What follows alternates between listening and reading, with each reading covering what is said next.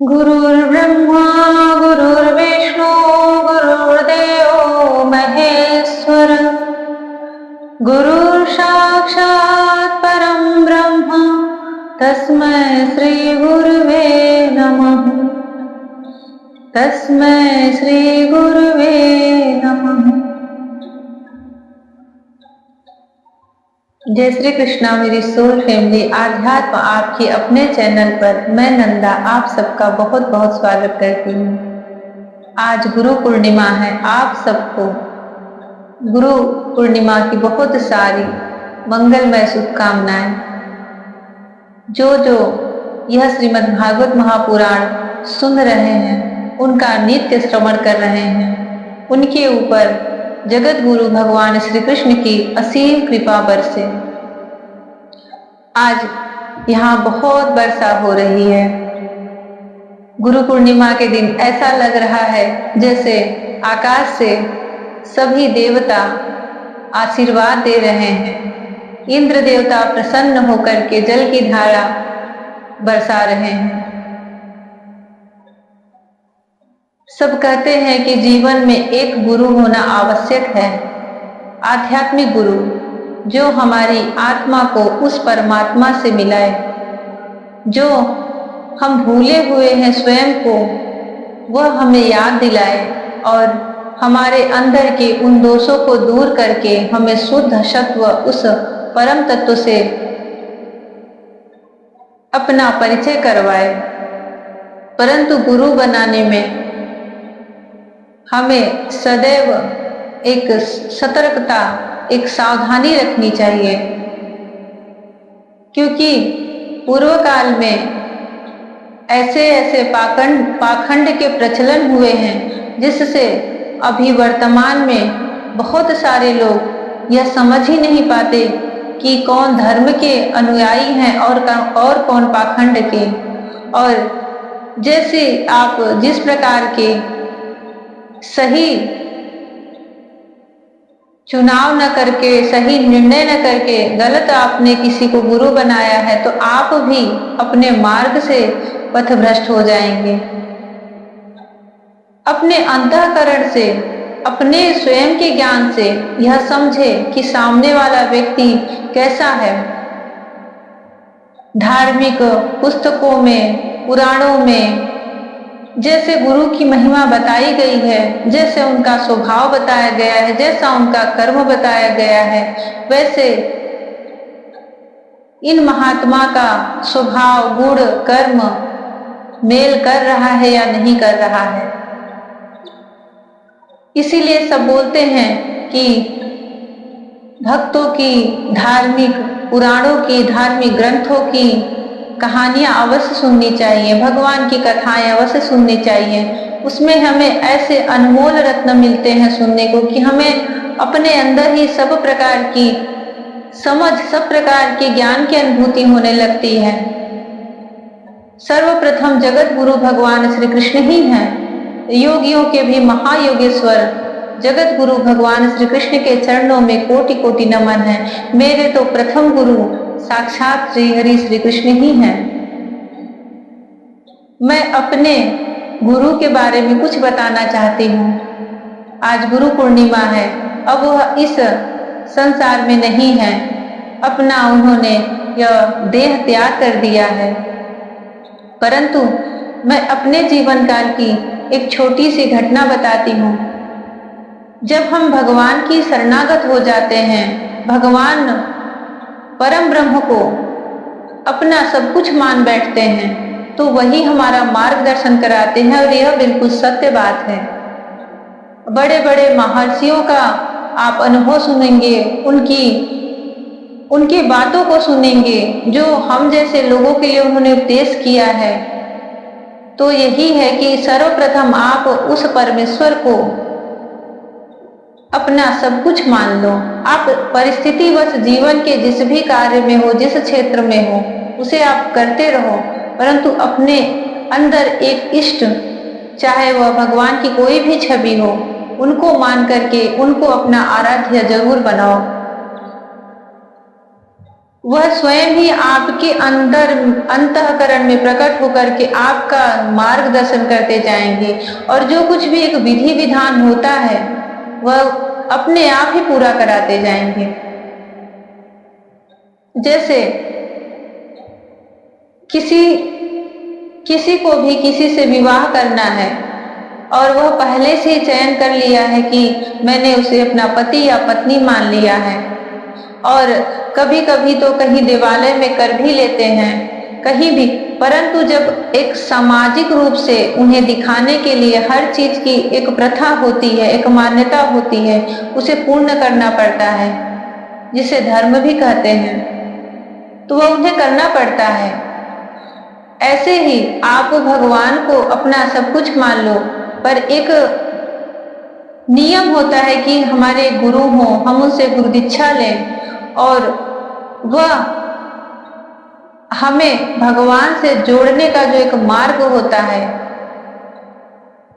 वह उसके बीच के एक पुल के समान होते हैं, हमें वहां तक पहुंचाने के लिए उनका बस इतना ही कार्य होता है।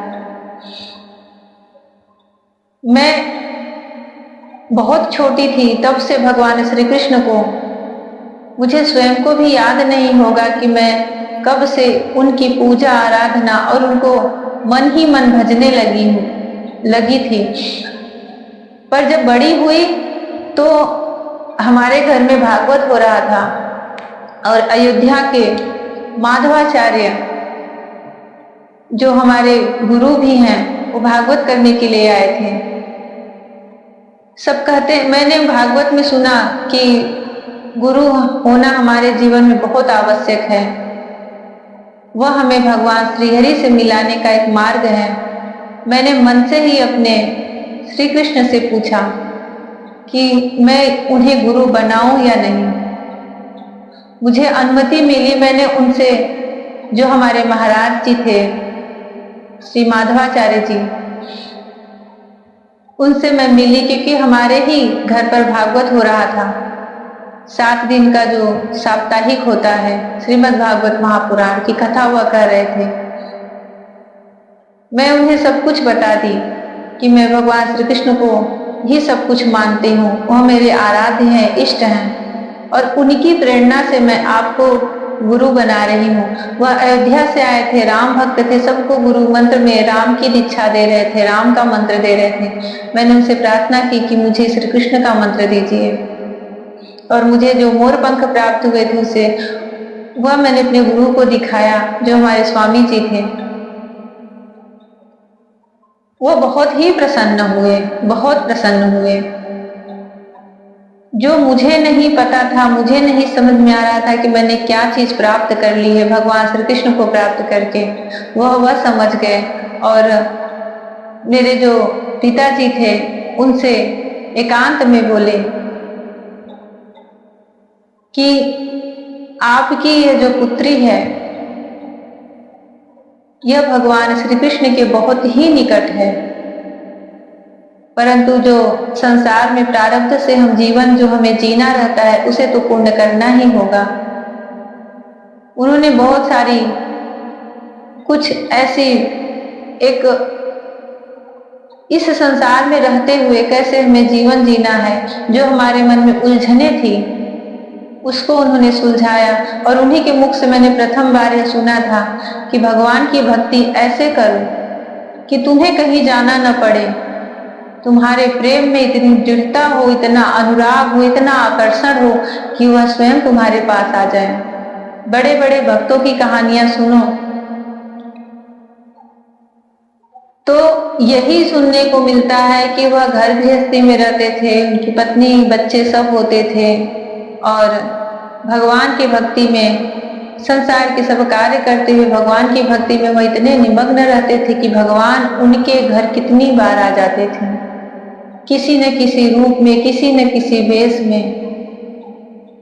बस उन्होंने यही मार्ग दिखाया कि तुम अपनी प्रीति, अपनी अनुराग श्री कृष्ण में इतना दृढ़ कर लो कि तुम कहीं भी जाओ, कहीं भी रहो, अपने प्रारब्ध वह श्री कृष्ण सदैव तुम्हारे साथ रहें, तुम्हारा मार्गदर्शन करते रहें। मुझे उनकी ये बातें आज भी उतनी ही स्पष्ट याद है।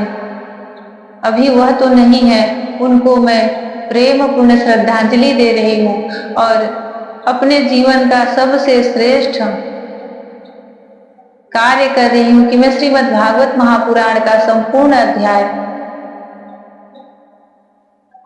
का पाठ करके आध्यात्म पर डाल दें, ताकि जिसको जब जैसे समय मिले इसका वह श्रवण कर सके, चिंतन कर सके। यह मेरे लिए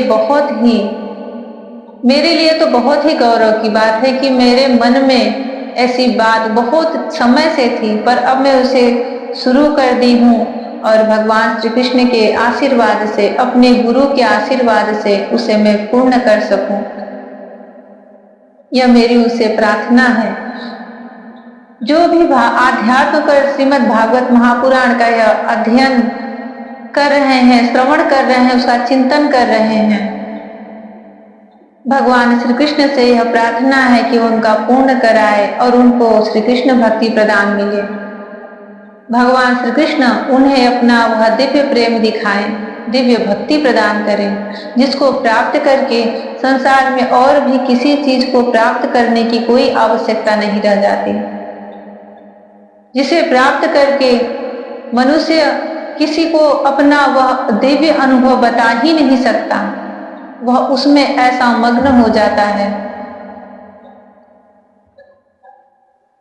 गुरु पूर्णिमा पर जिनके भी गुरु हैं उन सबको उनकी आराधना, उनका ध्यान अवश्य करना चाहिए।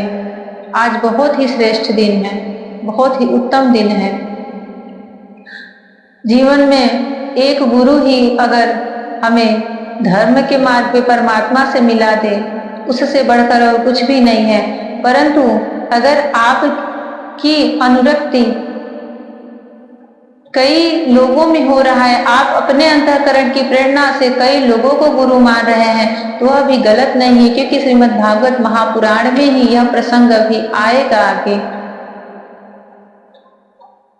दत्तात्रेय मुनि जब भक्त प्रहलाद उनसे ज्ञान की उपदेश के लिए कहते हैं, प्रार्थना करते हैं हाथ जोड़कर, तब वो उन्हें बताते हैं। इसमें कई बार ऐसा प्रसंग आता है कि गुरु एक से अधिक भी हो सकते हैं। हमें जिससे जिस समय जो प्रेरणा मिल रही है, वह हमारे कहीं न कहीं आध्यात्मिक गुरु होते हैं। उनके 24 गुरु थे और उन 24 गुरु में सब मनुष्य नहीं थे। अभी उसका प्रसंग आगे आएगा, उसमें उनके मधुमक्खी, भ्रमर, मगर, बहुत सारे ऐसे जीव जंतु हैं जो कि जिसको उन्होंने अपना गुरु मान लिया था और उससे वह एक शिक्षा ग्रहण करके अपने आप को उसी के अनुसार ढाल लिए थे। बहुत ही अच्छा वह प्रसंग है। जब आपको संसार में किसी की भी प्रति कोई प्रेरणा प्राप्त हो रही है, उनको देख करके, तो आप समझ लीजिए कि उससे आपका कोई आध्यात्मिक रिश्ता जरूर जुड़ा हुआ है। आपकी वो प्रेरणादायक है, आप उनसे कुछ सीख रहे हो और अपने जीवन को आध्यात्म की तरफ ले जा रहे हो, अपनी सोल को बहुत अधिक भगवान की तरफ लेके जा रहे हो। और वह कैसे हो रहा है आपको स्वयं भी नहीं पता, तो आपका उनसे एक आध्यात्मिक रिश्ता जरूर रहता है और आप उन्हें गुरु भी मान सकते हैं। जिससे हमें हमारी आत्मा का विकास हो, भगवान की प्रति हमारा रुझान हो, हमें अपने जिस धर्म में है उस धर्म में हमें हमारी आस्था और श्रद्धा बनी रहे, वह हमारे गुरु ही होते हैं। यह सब भगवान की प्रेरणा से हमें प्राप्त होते हैं हमारे इस यात्रा को संपूर्ण करने के लिए। एक बार हम अपना हाथ उनके हाथ में पकड़ा दें, अपना शीश उनके चरणों में रख दें, तो वह कृष्ण हमें हर भावसागर से पार करा देता है। कब मैंने गुरु दीक्षा ले लिया, कब गुरु मंत्र ले लिया, कब उनके 1.25 लाख के पाठ हो गए, जप हो गए, बस कुछ पता ही नहीं चला। जो जो एक नियम होना चाहिए वो सब हो गया, जैसे एक प्रक्रिया पूरी हो रही हो। परंतु कृष्ण तब भी वही थे, बीच में भी वही थे और आज भी वही हैं और मेरे जीवन के अंतिम सांस तक वही रहेंगे। जैसे मैंने उनको बचपन में, बड़े होने पर, आज और जब वृद्धावस्था आ जाए, उनकी वही छवि, वही उनकी मुस्कान भरी चितवन अपने अंतःकरण में देखती रहूं। भगवान श्री कृष्ण से मेरी यही प्रार्थना है कि मुझे जो मेरी एक इच्छा है यह भागवत संपूर्ण करने की, वह बिना किसी विघ्न के पूर्ण कराएं। गणपति से यही प्रार्थना है कि वह प्रथम गुरु बन करके इस कार्य को निर्विघ्न पूर्ण कराएं और एक भी कोई इसे पढ़ करके, सुन करके भगवान श्री कृष्ण का अनुरागी हो जाए तो मेरा जीवन धन्य हो जाएगा। मुझे लगेगा कि मैंने अपने जीवन में कुछ तो अच्छा किया है। जय श्री कृष्णा। महाराज पृथु का बहुत ही सुंदर प्रसंग चल रहा था। अब वह भगवान श्री कृष्ण के निज धाम में जा चुके हैं। उनके उस पावन चरित्र को जो कोई सुनता, पढ़ता या किसी को सुनाता है, उसको भी वही दिव्य धाम प्राप्त होता है। महाराज पृथु के वंश परंपरा और प्रचेताओं को भगवान रुद्र का उपदेश श्रीमद् भागवत महापुराण के चतुर्थ स्कंद में यह प्रसंग चल रहा है। श्री मैत्रेय जी कहते हैं, विदुर जी महाराज पृथु के बाद उनके पुत्र परम यशस्वी विजिताश्व राजा हुए। उनका अपने छोटे भाइयों पर बड़ा स्नेह था, इसलिए उन्होंने चारों को एक एक दिशा का अधिकार सौंप दिया। राजा विजिताश्व हरेच्छ को पूर्व, धूम्रकेश को दक्षिण, विक्र को पश्चिम और द्रविड़ को उत्तर दिशा का राज्य दिया। उन्होंने इंद्र से अंतर्धान होने की शक्ति प्राप्त की थी, इसलिए उन्हें अंतर्धान भी कहते थे। उनकी पत्नी का नाम शिखंडिनी था। उससे उनके 3 सुपुत्र हुए। उनके नाम पावक, पौमान और शुचि थे। पूर्व काल में वशिष्ठ जी का शाप होने से उपर्युक्त नाम के अग्नियों ने ही उनके रूप में जन्म लिया था। यह तीनों अग्नि थे। आगे चलकर योग मार्ग से ये फिर अग्नि रूप हो गए। अंतर्ध्यान के नभस्वती नाम की पत्नी से एक और पुत्र रत्न हवीर ध्यान प्राप्त हुआ। महाराज अंतर्ध्यान बड़े उदार पुरुष थे। जिस समय इंद्र उनके पिता के अश्वमेध यज्ञ का घोड़ा हर कर ले गए थे, उन्होंने पता लग जाने पर उनका वध नहीं किया था। राजा अंतर्ध्यान ने कर लेना, दंड देना, जुर्माना वसूल करना आदि कर्तव्यों को बहुत कठोर एवं दूसरों के लिए कष्टदायक समझकर एक दीर्घकालीन यज्ञ में दीक्षित होने के बहाने अपना राजकाज छोड़ दिया। यज्ञ कार्य में लगे रहने पर भी उन आत्मज्ञानी राजा ने भक्त भय भंजन पूर्णतम परमात्मा की आराधना करके सुदृढ़ समाधि के द्वारा भगवान के दिव्य लोक को प्राप्त किया। विदुर जी हवीरधान की पत्नी हवीरधानी ने बहिर्षद, गय, शुक्ल, कृष्ण, सत्य और जितव्रत नाम के 6 पुत्र पैदा किए। कुरुश्रेष्ठ विदुर जी, इनमें हवीरधान के पुत्र महाभाग बहिर्षद यज्ञादि कर्म कांड और योगाभ्यास में कुशल थे। उन्होंने प्रजापति का पद प्राप्त किया। उन्होंने एक स्थान के बाद दूसरे स्थान में लगातार इतने यज्ञ किए कि यह सारी भूमि पूर्व की ओर अग्रभाग करके फैलाए हुए कुशों से पट गई थी। इसी से आगे चलकर ये प्राचीन बरही नाम से विख्यात हुए। राजा प्राचीन बरही ने ब्रह्मा जी के कहने से समुद्र की कन्या शतद्रुति से विवाह किया था। सर्वांग सुंदरी किशोरी शतद्रुति सुंदर वस्त्राभूषणों से सज धज कर विवाह मंडप में जब भावर देने के लिए घूमने लगी, तब स्वयं अग्निदेव भी मोहित होकर उसे वैसे ही चाहने लगे जैसे सुकी को चाहा था। नवविवाहिता शतद्रुति अपने नुपुरों की झंकार से ही दिशा विदिशाओं के देवता, असुर, गंधर्व, मुनि, सिद्ध, मनुष्य और नाग सभी को वश में कर लिया था। शतद्रुति के गर्भ से प्राचीन ब्रही के प्रचेता नाम के 10 पुत्र हुए। वे सभी बड़े ही धर्मज्ञ तथा एक से नाम और आचरण वाले थे। जब पिता ने उन्हें संतान उत्पन्न करने का आदेश दिया, तब उन सब ने तपस्या करने के लिए समुद्र में प्रवेश किया। वहां 10,000 वर्ष तक तपस्या करते हुए उन्होंने तप का फल देने वाले श्री हरि की आराधना की।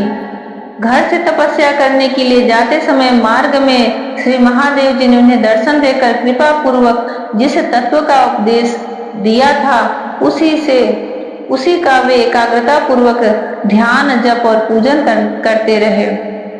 विदुर जी ने पूछा, ब्राह्मण, मार्ग में प्रचेताओं का श्री महादेव जी के साथ किस प्रकार समागम हुआ और उन पर प्रसन्न होकर भगवान शंकर ने उन्हें क्या उपदेश किया, वह सारी उक्त बात आप कृपा करके मुझसे कहिए। महर्षि, शिव जी के साथ समागम होना तो देहधारियों के लिए बहुत कठिन है। औरों की तो बात ही क्या, मुनिजन भी सब प्रकार की आसक्ति छोड़कर उन्हें पाने के लिए उनका निरंतर ध्यान ही किया करते हैं, किंतु सहज में पाते नहीं। यद्यपि भगवान शंकर आत्माराम है, उन्हें अपने लिए न कुछ करना है न पाना, तो भी इस लोक दृष्टि की रक्षा के लिए वे अपनी घोर रूपा शक्ति शिवा के साथ सर्वत्र विचरते रहते हैं।